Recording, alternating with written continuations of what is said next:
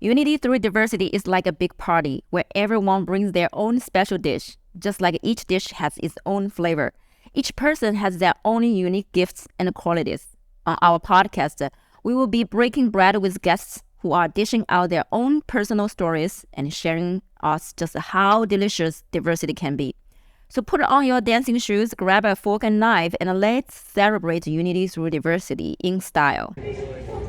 Hello everybody, Gina's here, and this is Sergio. You want to say hi first? Hello, my name is Sergio Arce. I'm from Miami, Florida, and I run the nonprofit AWOL Mural Projects. We work with low-income schools. We try to bring art workshops, art supplies to less fortunate children. Yeah, so as you guys can tell, we are in a Middle East restaurant, right? Mediterranean. The Mediterranean restaurant. And I'm actually on my way to, Sergio is actually drive us to the airport. So I'm going to drive back. So we stop at this restaurant and we are wrapping up our 3 days. Actually, you were here Thursday, right? Mm-hmm. To you is 5 days. 5 days, yeah. 5 days journey in Bay City here, Michigan. And on our way driving to airport, and I feel like we need to just sit down, do this video, just kind of like I would say unpack, right? Unpack this City of Mural journey. And I want to kind of introduce him a little bit because he did his intro, but I'm going to do a little bit introduction because when we Go, right? We founded end of February, and when we started doing the City of Mural Community Festival, I myself, I'm not a mural artist. I just randomly paint some murals at my house just as fun. But I know They're nothing actually about good it. murals, though. Good murals? They're good, yeah. Thank you. I might gonna step into next year. I'm gonna give myself a little more. But the thing is, I didn't know much. So in the community, there are so many people help me to even develop the question to ask mural artists. So when I connect with Sergio and I got to know he has 7 years, right? Nonprofit, you have nonprofit, 7 years in nonprofit, but many years in the mural painting.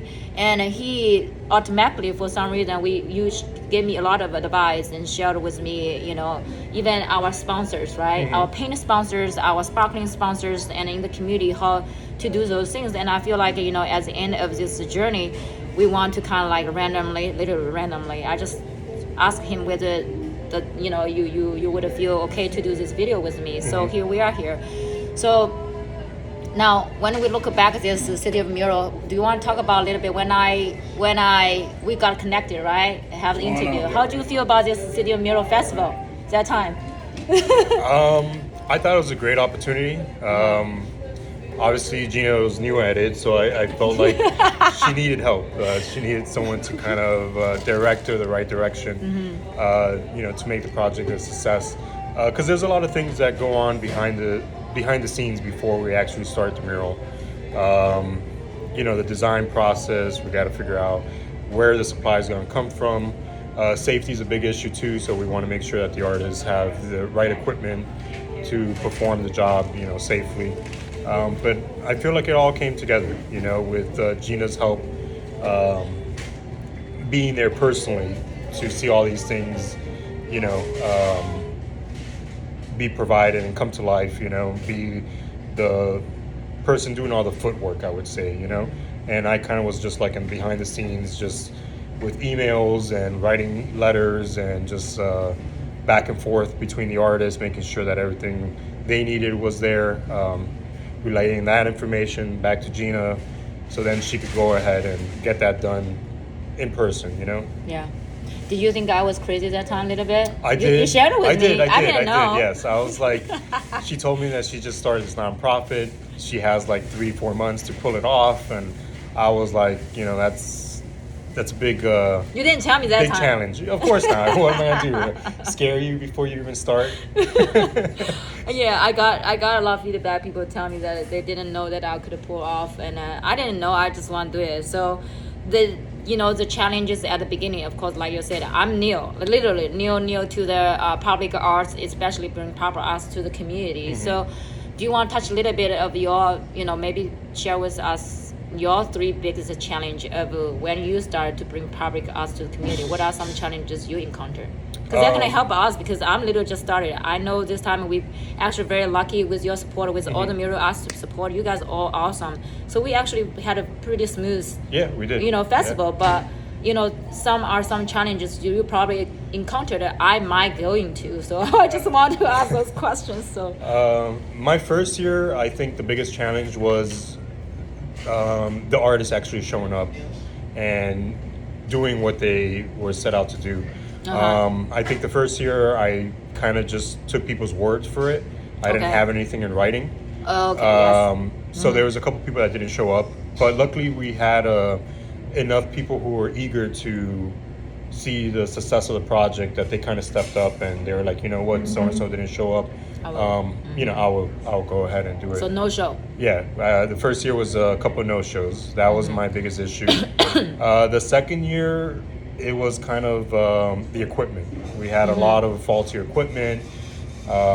It was my first time placing such a big order for paint and stuff like that, so I wasn't prepared for it. Like day one, when everything was supposed to start actually being in motion, it was a rough start. But I think after the second or third day, everything was just kind of falling into place.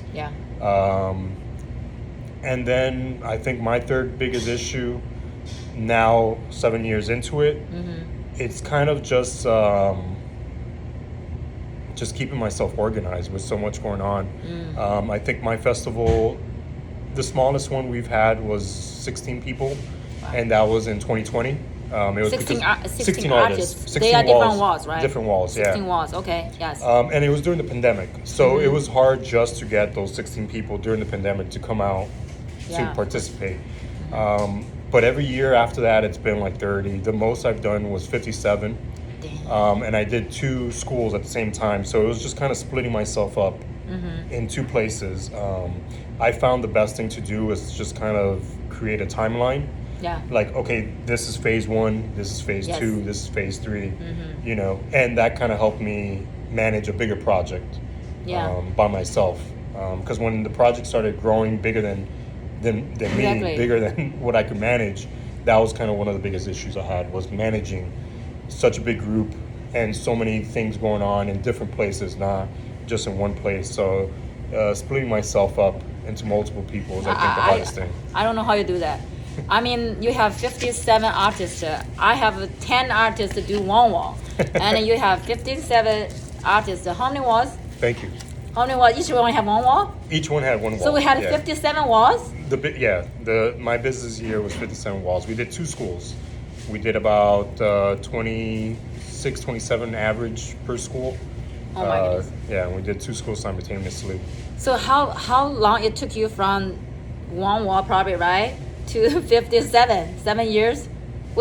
So how many walls you started doing that when you started? No, the first year we had about 20 something walls.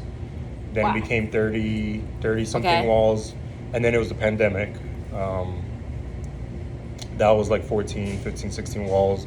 Then after that, after the pandemic, the response was so big, that was probably our biggest year. Financially, support-wise and sponsorship-wise, plus artists and walls, that was our biggest project. I decided to do 2 schools. And then after that, it kept growing, but I think I've gotten to a point where it's kind of, after 1 or 2 days, it's just kind of on autopilot. Everyone's already settled, they know what to do, and and then it's just kind of sit back and just, once you figure out your paint arrive on time and you feel safe, offer the safe environment, right? Usually things goes, but still, now you give me I thought I was crazy. Now you tell me 30 walls, 20 walls, I only do 1 wall. Now Gina thinking, oh, I can do 5 walls next time. But no, and speaking of that, I had one project where the paint showed up 3-4 days late. So what'd you do? We basically just did whatever we could with what we had, and then But your festival is 7 days, right? It's 7 days, yeah. Okay. It was 7 days. So, we had a couple people, they went off and they did their own projects and they came back, and then we had some people who worked with what we had. Luckily nobody was upset, they understood the situation. It wasn't my fault. Yes. And it wasn't the company's fault. It was basically they had hired a logistic company to handle it. Yeah. And some of the paperwork wasn't right. So when it came into the port of Miami, it just sat at the port on the ship that it came in, and it just sat there for 3-4 days. No, I understand why when we do this mural festival, remember, like you tell me the last day to I was place stressing order, you, because I understand that, but you made sure that but also the shipping, everything just comes super quick. Literally the spray paint come like 2 or 3 days later. I thought it will be next week with the holiday, right, with holiday weekend. And also sparkling water too, they are like shipped, they don't have tracking number. So when the FedEx one deliver, I didn't even have tracking number for them, so they cannot help me to track it. So I was just waiting people to show up. But now I understand why, I understand it, but I didn't know sometimes things happen. And you literally went through the things that happened. That's why through experience I knew we should order the paint a little bit before. Because they're going to give you a date. Okay, it'll be delivered, let's say Tuesday of next week. But something happens, natural disaster, a storm, something that prevents it from getting there on time. And then you don't want to be the project started and people just sitting around. Yes. So this is actually literally so when you guys probably last 2 or 3 days, you see everything is just like, actually Friday when you guys came to the alleyway, is that you already done your sketch, like you and Ben is already, oh my goodness, you guys gonna finish it tomorrow. Everything is so smooth for us, right? Because you helped me. So the one part, and it's the second part I want to talk about is collaboration, right? Because when I interviewed you guys, we had 20 mural artists apply. One didn't show up, so 19 interviews. And then we chose 10 mural artists. But the first thing is we asked is, are you open to collaboration, right, in the community? And I think you also helped me to kind of make sure each artist understand what is our requirements, intention with that. Do you want to talk about a little bit collaboration? Because now, you have a lot of experience to talk about it. Because of the 57 walls, you are literally working with 57 artists, with school, with all the sponsors, with community. So share with us a little bit of like, what's your experience with those big collaboration, and what are some key points that we need to like nail it to have a successful collaborative, right, project? Yeah, I think the most important thing is everyone just being on the same page. Communication, everyone be on the same page, and if there's any issues that arise, we resolve it as a community versus an individual. A lot of it helped too was kind of just doing some of that prep work that we did before, just to make sure that all the artists are their expectations are being met, that they're being appreciated. And I feel like, once me and Ben kind of got there a little bit before, we were able to set up everybody for success. Like we painted background, we did above, then we individually, so you already basically canvas is there, paint is there, so everybody know that they can paint their own brush, paint exactly what they knew exactly their space, and knew exactly their materials, where everything was, so and then once they arrived, was just kind of asking them, is there anything else that they need from us, in order for them to successfully complete the project. Luckily, the people that you interviewed and the people that you chose were a really good group, and they made it really easy to collaborate and work with. I think a lot of people stepped up too when they needed to step up. Same thing like Congo. He didn't volunteer to originally do the putting all the images together, but he kind of just stepped up at the right time. And I think with his help, it was able to bring all the designs together to make them look cohesive and like it was one big project versus 8 or 10 individual artists doing their own thing. So I believe it was, it was a team that you had built that made it. Team we called in. I didn't build. Like I didn't call in, and I want special thanks to Kevin from Flint, right? What's his last name, Kevin? We call him Scraps. Scraps? Yeah, we call him Scraps. Oh, okay, yes, Scraps. So I think I invited him, and he couldn't make it, and because of his other projects, so he shot out on Instagram story that we got